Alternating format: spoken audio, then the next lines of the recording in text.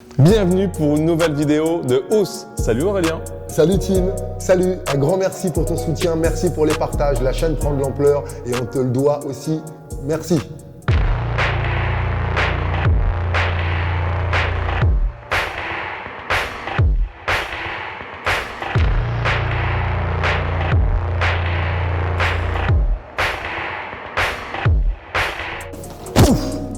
Aujourd'hui, on va parler efficacité en évaluant celle de trois pratiques différentes. Premièrement, les arts martiaux.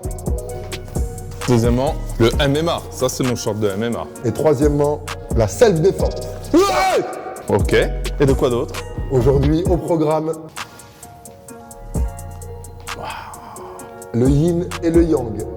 Les deux polarités dont nous sommes tous constitués. Et à la fin, on vous propose un super tuto comment mieux frapper au sac avec Aurélien Duhart. Allez, c'est parti pour Ous. Alors Aurélien, des trois familles du monde du combat, la self-défense, le MMA qui réunit tous les arts martiaux et la boxe, quel est le plus efficace? Vraie question intéressante, qu'est-ce qui marche? Alors comme Timothy le disait, il y a des différences et pour être juste, il faut voir aussi les points communs et les similitudes. La première similitude, c'est que tous ces sports, toutes ces pratiques ont pour but de développer son être, de développer sa confiance, développer sa force, développer sa souplesse, développer sa capacité à résister aux agressions extérieures, parce que oui, il y en a.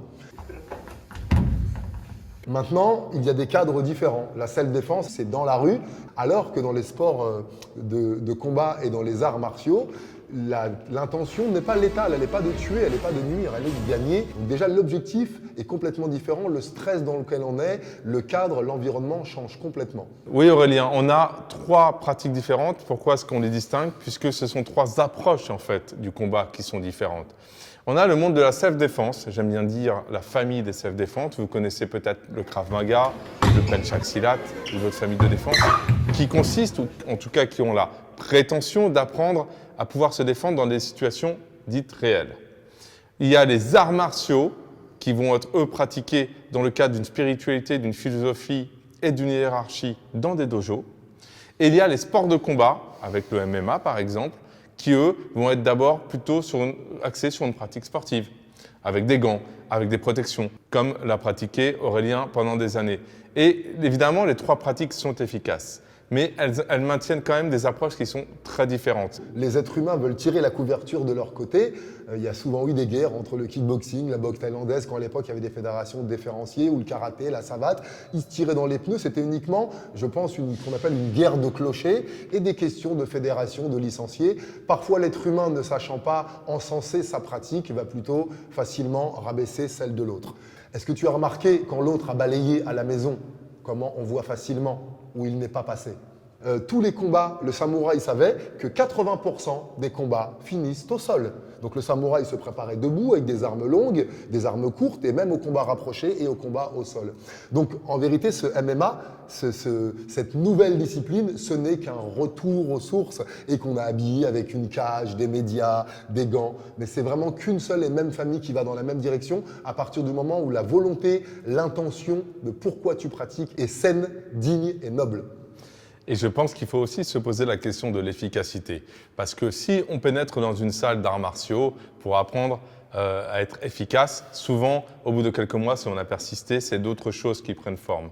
Et là, je voudrais dire un petit mot sur la question de la défense de rue, puisqu'il y a énormément de vidéos sur le net qui font beaucoup de buzz en apprenant à te défendre. Mais moi, je m'interroge quand je vois des vidéos où effectivement un adversaire supposé te met une main sur l'épaule et on apprend à se défendre, on devient nous-mêmes des armes par destination dangereuses. Et attention à cette pratique, effectivement, qui peut être nécessaire en cas de gros pépins, mais il faut la proportionner. Pourquoi? Parce que la loi, c'est l'article 122.5 du Code de procédure pénale, dit clairement une riposte à une attaque doit être nécessaire, proportionnée, immédiate. C'est très précis. Si elle ne l'est pas, vous pouvez vous-même être jugé en tant qu'agresseur alors qu'au départ, c'est vous qui avez été agressé. Prenez d'abord usage par la parole et lien par la parole. Et c'est d'abord la première efficacité. Et je ne suis pas tout puissant et toi non plus. Parfois, les mots ne suffisent pas. Parfois même, la fuite n'est pas possible. Et parfois, il faut en venir au conflit physique. Moi, je veux pas trop avoir de conflit physique avec toi. En fait. Moi non plus, Thibaut. Alors moi, pour conclure Aurélien, quand tu sais mettre une droite dans l'axe, dans le menton, et qu'elle arrive, t'es efficace. Donc quelle que soit ta pratique, en général, tu apprends ça, c'est la base. Mais être réellement efficace, c'est apprendre à se développer soi-même et être à l'écoute de soi et des autres. Et je pense que c'est ça l'efficacité d'un artiste martial avant tout. Je suis entièrement d'accord. Tim, selon toi, qu'est-ce que c'est? Qu'est-ce que ça représente le yin et le yang? Ben, le yin et yang, pour moi, j'ai une définition un peu que j'estime basique. C'est le bien, le mal, les polarités, le chaud-froid, mais c'est tout ça est un peu symbolique. Je ne sais pas très bien à quoi ça correspond en réalité. À la base, le yin et le yang sont deux énergies, donc qui ne s'opposent pas, qui sont complémentaires, comme le chaud et le froid, le jour et la nuit, la colère et le calme.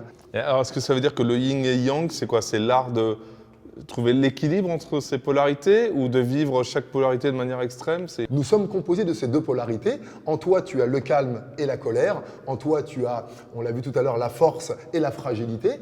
Et l'idée, c'est d'expérimenter ces deux polarités dans la vie au fur et à mesure pour trouver son équilibre. Donc, c'est se reconnecter au fait que je suis un être total, global, et que si j'ai développé pendant une partie de ma vie, par exemple, beaucoup d'énergie externe, comme moi, je parle beaucoup, je parle très fort, il va être important que j'apprenne à écouter. Et inversement, si je suis quelqu'un de très soumis, j'ai utilisé la polarité négative et je laisse la place aux autres, mais je n'arrive pas à m'exprimer, je n'arrive pas à vivre. Ce n'est ni mal ni bien, il est signe qu'à mon tour, je passe aussi à exprimer une autre polarité. Et c'est comme ça que je trouve l'équilibre. Comment ça se fait que dans nos sociétés, souvent, on privilégie uniquement la puissance pour les hommes, uniquement la douceur pour les femmes? Pourquoi est-ce qu'on privilégie le stress et rarement le repos? On a l'impression qu'en fait, on est déséquilibré, quoi, souvent, dans plein de choses. Non? Tout à fait, nous n'avons que des problèmes de déséquilibre dans cette société. Comme l'a dit Timothy, il est important de combiner et de rassembler les deux. Notre société divise, sépare.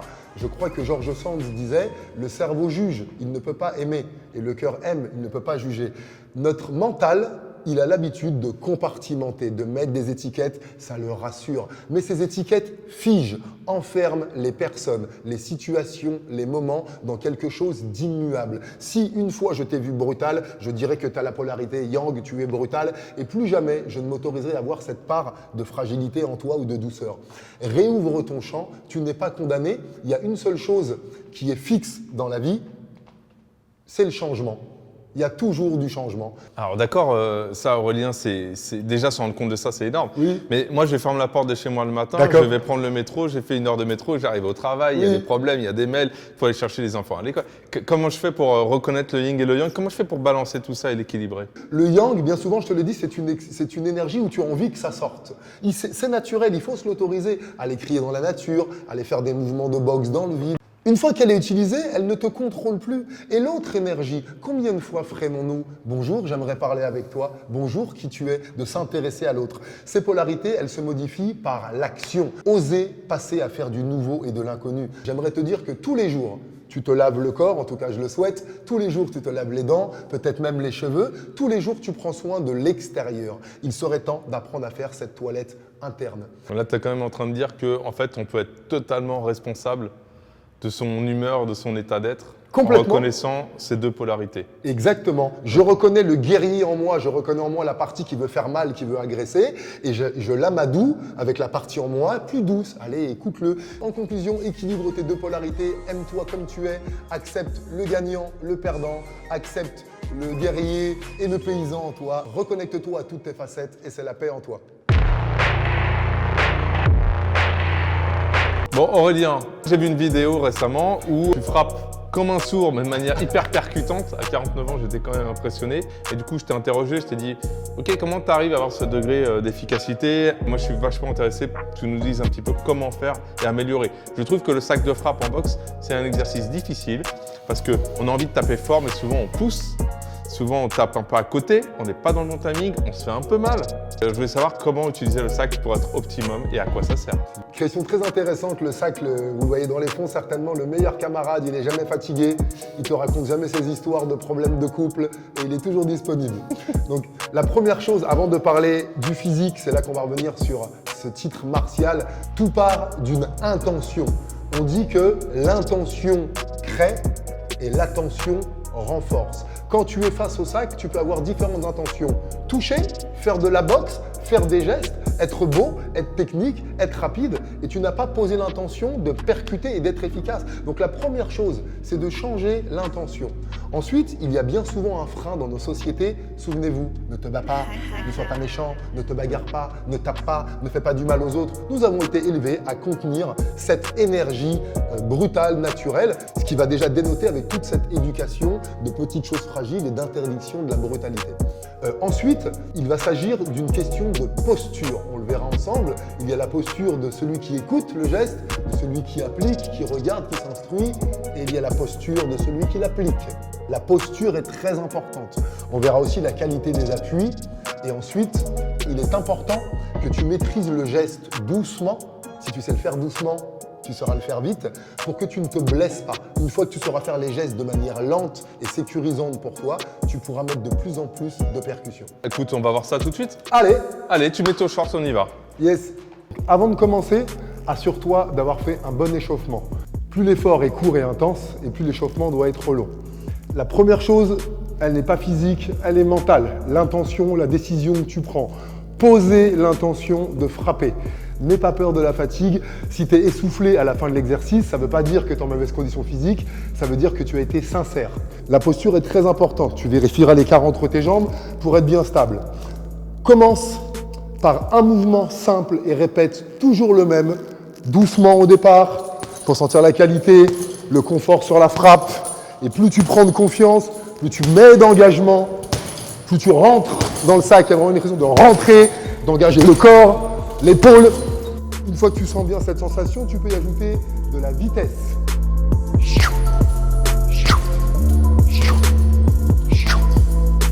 Voilà, habitue-toi sur un seul morceau, apprends à systématiser, à répéter avant de passer à l'incertitude.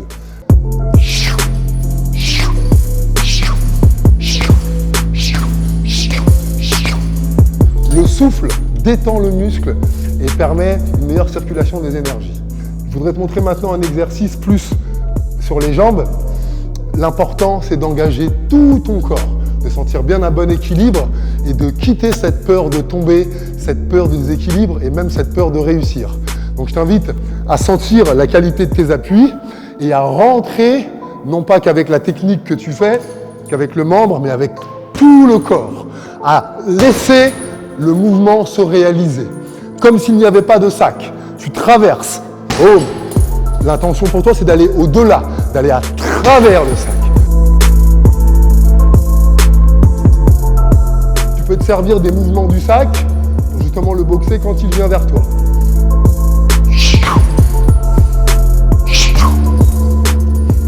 Voilà, laisse-toi le temps. Ne travaille qu'une seule filière énergétique à la fois. Si tu fais de la puissance, tu vas perdre un petit peu en détail, en posture, peut-être en technique, c'est pas très important. Reste bien sur la puissance. Combiner tout ça ensemble, je t'invite à bouger le moins possible, à rester au même endroit, à prévoir un enchaînement. Par exemple, je vais faire bras avant, bras arrière, crochet et ma jambe. Et je prendrai conscience des mouvements du sac.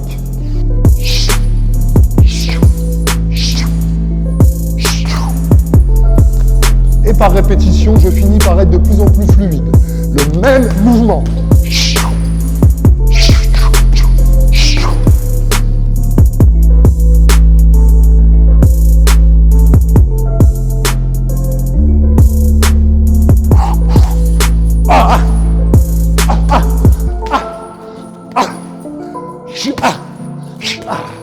Surtout, ajoute un retour au calme, de la respiration, de la détente, un peu de visualisation et surtout de la sensation dans le corps.